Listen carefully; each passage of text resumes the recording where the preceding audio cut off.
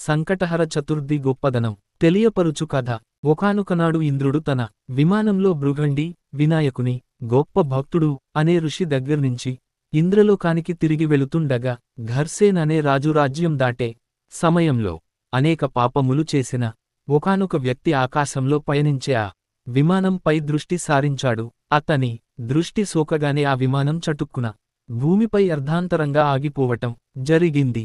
ఆ ఇంద్ర విమానం అద్భుతమైన వెలుగుకి ఆశ్చర్యచకితుడైన ఆ దేశపు రాజు సురసేనుడు గబగబ బయటికి వచ్చి ఆ అద్భుతాన్ని అచ్చెరువు చెందుతూ తలకించసాగాడు. అక్కడ ఇంద్రుని చూసి ఎంతో సంతోషానికి లోనైన మహారాజు ఆనందంతో నమస్కరించారు. ఇంద్రునితో అక్కడ విమానం ఎందుకు ఆపినారో కారణం అడిగాడు. అప్పుడు ఇంద్రుడు, ఓ రాజా, మీ రాజ్యంలో పాపాలు అధికంగా చేసిన వ్యక్తి ఎవరిదో దృష్టి సోకి విమానం మార్గమధ్యలో అర్ధాంతరంగా ఆగింది అని చెప్పాడు. అప్పుడు ఆ రాజు, అయ్యా, మరి మళ్ళీ ఆగిపోయిన విమానం ఎలా బయలుదేరుతుంది అని అడిగాడు వినయంగా. అప్పుడు ఇంద్రుడు, ఇవాళ పంచమి, నిన్న చతుర్థి, నిన్నటి రోజున ఎవరైతే ఉపవాసం చేశారో వారి పుణ్యఫలాన్ని నాకిస్తే నా విమానం తిరిగి బయలుదేరుతుంది అని చెప్పాడు. సైనికులంతా కలిసి రాజ్యమంతా తిరిగారు అన్వేషిస్తూ. ఒక్కరైనా నిన్నటి రోజున ఉపవాసం చేసిన వారు కనబడకపోదురా అని.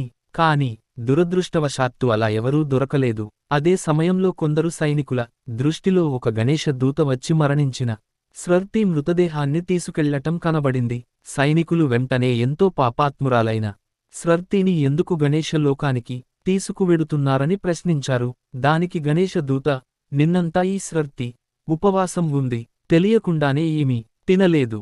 చంద్రోదయం అయిన తర్వాత లేచి కొంత తిన్నది. రాత్రంతా నిద్రించి చంద్రోదయ సమయాన నిద్రలేచి కొంత తినటం వల్ల ఆమెకి తెలియకుండానే సంకష్ట చతుర్థివ్రతం చేసింది. ఈ రోజు మరణించింది అని చెప్పాడు. అంతేకాక ఎవరైనా తమ జీవితకాలంలో ఒక్కసారైనా ఈ వ్రతం చేస్తే వారు గణేశ లోకానికి గాని స్వనంద లోకానికి గాని చేరుకోవటం మరణానంతరం తథ్యం అని చెప్పాడు గణేష్ దూతని. అప్పుడు సైనికులు ఎంతో బ్రతిమాలారు ఆ స్వర్తి మృతదేహాన్ని తమకిమ్మని. అలా చేస్తే విమానం తిరిగి బయలుదేరుతుందని ఎంతో చెప్పారు. ఆమె పుణ్యఫలాన్ని వారికివ్వటానికి గణేష్ దూత అంగీకరించనే లేదు. ఆమె దేహం మించి వీచిన గాలి ఆ విమానం ఆగిపోయిన చోట చేరి విస్ఫోటనం కలిగించింది. మృతదేహం పుణ్యఫలం పొందినది కావటం వలన ఆ దేహాన్ని తాకిన గాలి సైతం పుణ్యం పొందింది. దాని వలన ఇంద్రుని విమానం బయలుదేరిందని చెప్పచ్చు. ఈ కథ సంకష్టహర చవితి ప్రాముఖ్యత, ఆధ్యాత్మిక విలువలతో పాటు సంకష్ట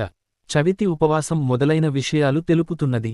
వినాయకుని భక్తులందరి దృష్టిలోనూ ఈ వ్రతం చేయటం వలన చాలా పుణ్యం పొందుతారని భావన. ఈ వ్రత మహత్యం వలన ఈ వ్రతం ఆచరించిన వారు ఎవరైనా గణేష్ లోకానికి లేదా స్వనంద లోకానికి వెడతారని, అక్కడ భగవంతుని ఆశీస్సుల వల్ల ఎంతో ఆనందాన్ని అనుభవిస్తారని అంటారు.